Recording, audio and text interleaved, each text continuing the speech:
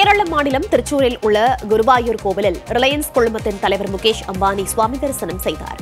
பலத்த பாதுகாப்புடன் வந்த அவருக்கு கோவில் நிர்வாகத்தினர் பொன்னாடை அணிவித்து வரவேற்றனர். மேலும் 15 கோடி ரூபாய் நன்கொடை வழங்கிய முகேஷ் அம்பானி கோவிலுக்கு தேவையான அனைத்து உதவிகளையும் செய்து தர உறுதியளித்துள்ளதாக கோவில் நிர்வாகம் தெரிவித்துள்ளது. தற்போது வழங்கப்பட்ட நிதியை மருத்துவமனை கட்ட பயன்படுத்த உள்ளதாக குருவாயூர் கோவில் நிர்வாகம் கூறியுள்ளது.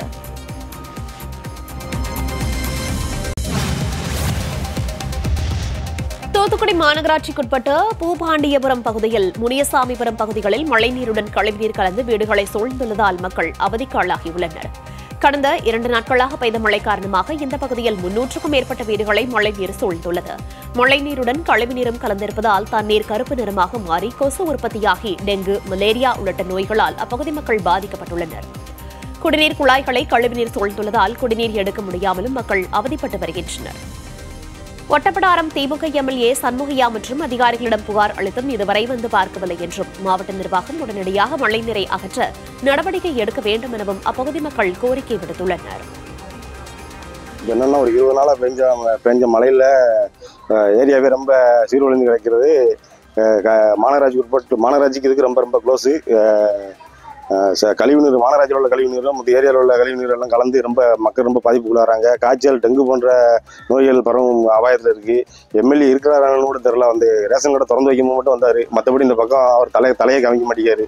பிள்ளைக்கு பால் வாங்க கூட வெளியில போக முடியல. இந்த தண்ணிக்குள்ளதான் போயிட்டு வர வேண்டியதா இருக்கு. குடி தண்ணீர் கூட வர மாட்டேங்குது. இது 6 மணிக்கெல்லாம் ரொம்ப கொசு கடிக்க ஆரம்பிச்சிருது. கதவை பூட்டிட்டு தான் சின்ன பிள்ளைகளை வச்சுட்டு வீட்டுக்குள்ளேயே இருக்க முடியுது. வெளியில வந்தாலும் பிள்ளைகளுக்கு ரொம்ப கொசு கடிச்சு நோய் ஏற்படுது. சொந்த வீட்டை போட்டுட்டு வாடகை வீட்டுக்கு தான் நாங்க போக வேண்டியதா இருக்குது.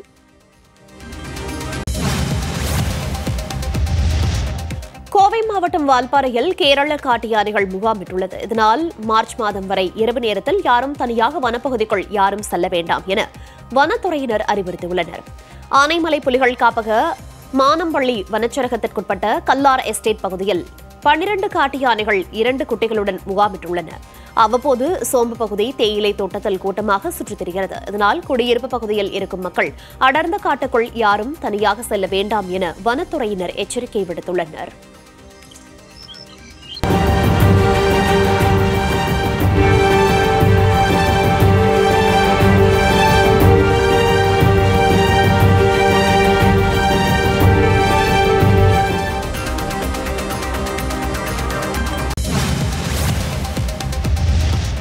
சென்னை தியாகராய நகரில் சட்டவிரோதமாக இயங்கி வரும் சூதாட்ட கிளப்புகளை அகற்றக் கோரி பொதுமக்கள் கோரிக்கை விடுத்துள்ளனர். சென்னையில் பெரும்பாலான இடங்களில் தடை செய்யப்பட்ட சூதாட்ட கிளப்புகள் இயங்கி வருகிறது. அந்த வகையில் தியாகராய நகர் நரசிம்மன் சாலையில் அஷ்டலட்சுமி மணமகள் மன்றம் என்ற பெயரில் வெங்கட் மற்றும் ராம் உள்ளிட்டோர் சூதாட்ட கிளப்பை போலீசார் துணையுடன் நடத்தி வருவதாக கூறப்படுகிறது. அங்கு பணத்திற்கு பதிலாக டோக்கனை வைத்து சூதாட்டம் நடத்தி வருகிறது. வெற்றி பெறுவோர் வைத்திருக்கும் டோக்கன்கள் அடிப்படையில் ஆன்லைன் பண பரிவர்த்தனை நடைபெறுவதாக கூறப்படுகிறது. சட்டவிரோதமாக நடக்கும் இந்த சூதாட்டத்தை தடுத்து நிறுத்த வேண்டும் என அப்பகுதிவாசிகள் கோரிக்கை விடுத்துள்ளனர்.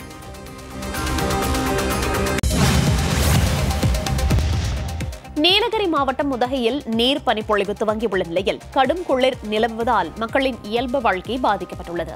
அரசு தாவரவியல் பூங்கா, குதிரை பந்தய மைதானம், தலைக்குந்தா மற்றும் சமவெளி பகுதிகளில் நீர் பனிப்பொழிவு அதிக அளவில் காணப்படுகிறது. பசும் புல்வெளிகளில் மீதும் தாவரங்கள் மீதும் இந்த பனிப்பொழிவு காணப்படுகிறது. இதன் காரணமாக காலை மற்றும் மாலை நேரங்களில் கடும் குளிர் நிலவுவதால் மக்களின் இயல்பு வாழ்க்கை பாதிக்கப்பட்டுள்ளது. காலையில் பனியின் தொப்பி, ஜெர்கின் போன்றவைகளை உடுத்திக் கொண்டு மக்கள் வீட்டை விட்டு வெளியே வர முடிகிறது. அரசு தாவரவியல் பூங்காவில் பாப்அப் மூலம் நீர் பீய்ச்சி பசும் புல்வெளிகள் பாதுகாக்கப்பட்டு வருகின்றன. வரும் நாட்களில் உறை பனிப்பொழிவு துவங்கும் என எதிர்பார்க்கப்படுகிறது.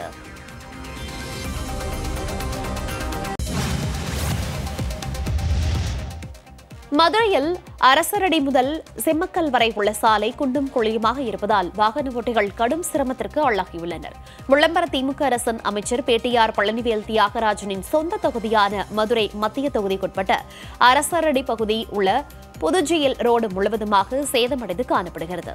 மதுரா கோட்ஸ் பாலம் முதல் அரசரடி வரை உள்ள இந்த பிரதான சாலையில் சேதமடைந்த இடங்களில் ஜல்லிக்கற்கள் போடப்பட்டு பாதியிலேயே விடப்பட்டுள்ளதால் வாகனங்களில் செல்பவர்கள் கீழே விழும் நிலை ஏற்படுகிறது. மேலும் சாலை முழுவதும் மண் தூசிகள் வெளியேறி கிரம்மர்புரம், கரிமேடு ஆகிய பகுதிகளை சேர்ந்த மக்களுக்கு சுவாச கோளாறு அபாயம் ஏற்பட்டுள்ளது. எனவே புதுஜியல் ரோடு சாலையை உடனடியாக சரி செய்ய வேண்டும் என கோரிக்கை வலுத்துள்ளது.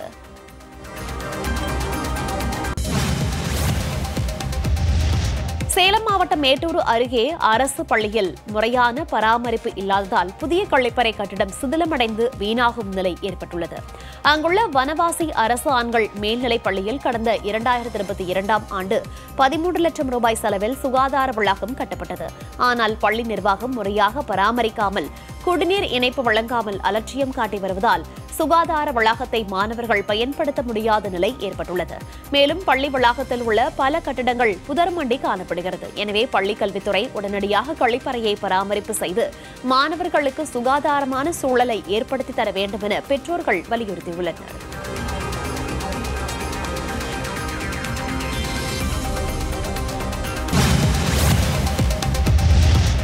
சபரிமலை சீசன் துவங்க உள்ள நிலையில் தென் மாவட்ட ஐயப்ப பக்தர்களின் வசதிக்காக மதுரை வழியாக சிறப்பு ரயில் இயக்கப்பட உள்ளது. நவம்பர் 20ஆம் தேதி முதல் வியாழந்தோறும் மகாராஷ்டிரா மாநிலம் நந்தத் ரயில் நிலையத்தில் இருந்து காலை 10 மணிக்கு புறப்படும் இந்த சிறப்பு ரயில் திருப்பதி, திருச்சி, மதுரை வழியாக கொல்லம் செல்கிறது. இந்த ரயிலுக்கான முன்பதிவு துவங்கியுள்ளது.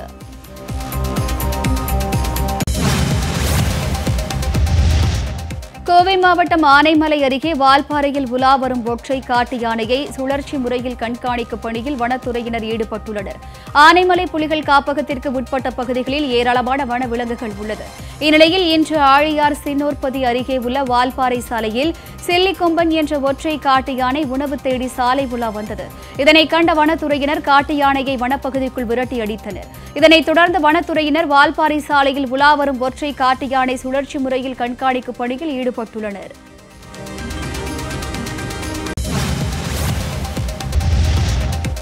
மதுரையில் மாணவிகளுக்கு பாலியல் தொந்தரவு அளித்த ஆசிரியரை கைது செய்ய கோரி காவல் நிலையத்தை முற்றுகையிட்ட மாதர் சங்கத்தினரை போலீசார் இழுத்து சென்று கைது செய்தனர். சுப்பிரமணியபுரம் காவல் நிலைய எல்லைக்கு உட்பட்ட அரசு உதவி பெறும் பள்ளியில் ஆண் ஆசிரியர் ஒருவர் மாணவிகளுக்கு பாலியல் தொந்தரவு அளித்ததாக புகார் எழுந்தது.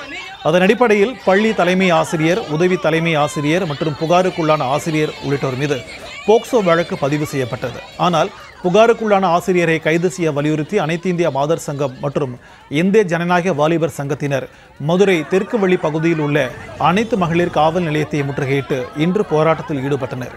அவர்களை போலீசார் இழுத்து சென்று கைது செய்ததால் பரபரப்பு நிலவியது.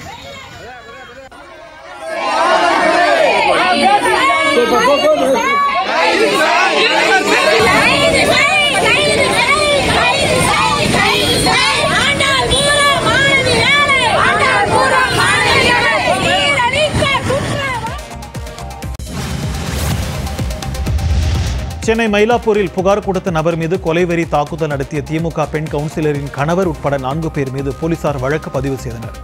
மயிலாப்பூரைச் சேர்ந்த ஜெகநாத் திமுக 124வது வார்டு பெண் கவுன்சிலர் விமலா மீது சாலையை ஆக்கிரமித்துள்ளதாக கடந்த ஆண்டு புகார் அளித்தார்.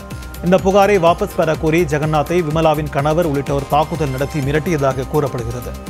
இதுகுறித்து அவர் சென்னை உயர்நீதிமன்றத்தில் வழக்கு தொடுத்தார். அதன்படி சம்பந்தப்பட்ட திமுக கவுன்சிலரின் கணவர் கிருஷ்ணமூர்த்தி, மகேஷ், சாய் ரவி, பாலமுருகன் ஆகியோர் மீது வழக்கு பதிவு செய்ய உயர்நீதிமன்றம் உத்தரவிட்டது. அதன் பேரில் போலீசார் 4 பேர் மீது 5 பிரிவுகளின் கீழ் வழக்கு பதிவு செய்தனர்.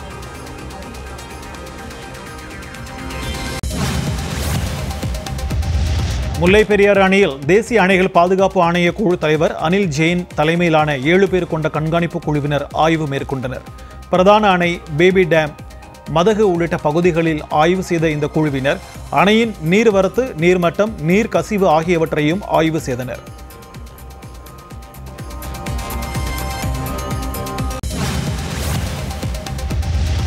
திருப்பூர் மாவட்டம் பல்லடம் அருகே பட்டாவில் பெயர் சேர்க்க 30,000 ரூபாய் லஞ்சம் வாங்கிய பெண் கிராம நிர்வாக அலுவலர் கைது செய்யப்பட்டுள்ளார். கரடிவாவி பகுதியைச் சேர்ந்த கிருஷ்ணசாமி என்பவர் தனது மாமனார் செல்வராஜின் பட்டாவில் பெயரை சேர்க்க வடுகப்பாளையம் கிராம நிர்வாக அலுவலகத்திற்கு சென்றுள்ளார். அப்போது கிராம நிர்வாக அலுவலர் முத்துலட்சுமி பட்டாவில் பெயர் சேர்க்க 30,000 ரூபாய் லஞ்சம் கேட்டதாக தெரிகிறது. இதுகுறித்து கிருஷ்ணசாமி லஞ்ச ஒழிப்பு போலீசாருக்கு தகவல் கொடுத்தார். அதன் பேரில் அங்கு வந்த லஞ்ச ஒழிப்பு துறையினர் ரசாயனம் தடவிய ரூபாய் நோட்டுகளை கிருஷ்ணசாமியிடம் கொடுத்தனர். அந்த பணத்தை அவர் கிராம நிர்வாக அலுவலரிடம் கொடுத்த போது மறைந்திருந்த போலீசார் கையும் களவுமாக கைது செய்தனர்.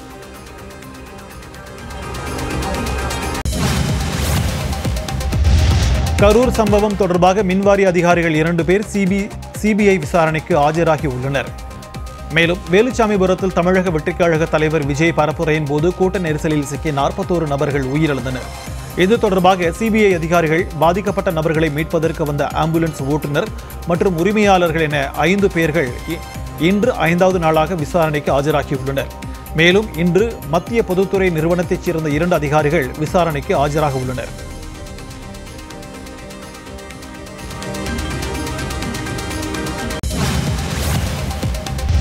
திருப்பத்தூர் மாவட்டம் பாப்பானூர் பகுதியில் சாலை வசதி செய்து தர கோரி பொதுமக்கள் பேருந்தை சிறைபிடித்து சாலை மறியல் போராட்டத்தில் ஈடுபட்டனர். பாப்பானூர் பகுதியில் சுமார் 250க்கும் மேற்பட்ட குடும்பத்தினர் வசித்து வருகின்றனர். இந்த பகுதிக்கு செல்லும் சாலை குண்டும் குழியுமாக காட்சியளிக்கிறது. இதுகுறித்து அப்பகுதி மக்கள் பலமுறை அதிகாரிகளிடம் கோரிக்கை விடுத்தும் குறிசிலாப்பட்டு ஊராட்சிக்கு சேர்ந்தது என்றும் இருணாப்பட்டு ஊராட்சிக்கு சேர்ந்தது என அதிகாரிகள் அலட்சியம் காட்டி வருவதாக கூறப்படுகிறது. இதனால் ஆத்திரமடைந்த அப்பகுதி மக்கள் ஆலங்காயம் வழியாக திருப்பத்தூர் செல்லும் சாலையில் பேருந்தை சிறைபிடித்து சாலை மறியல் போராட்டத்தில் ஈடுபட்டனர்.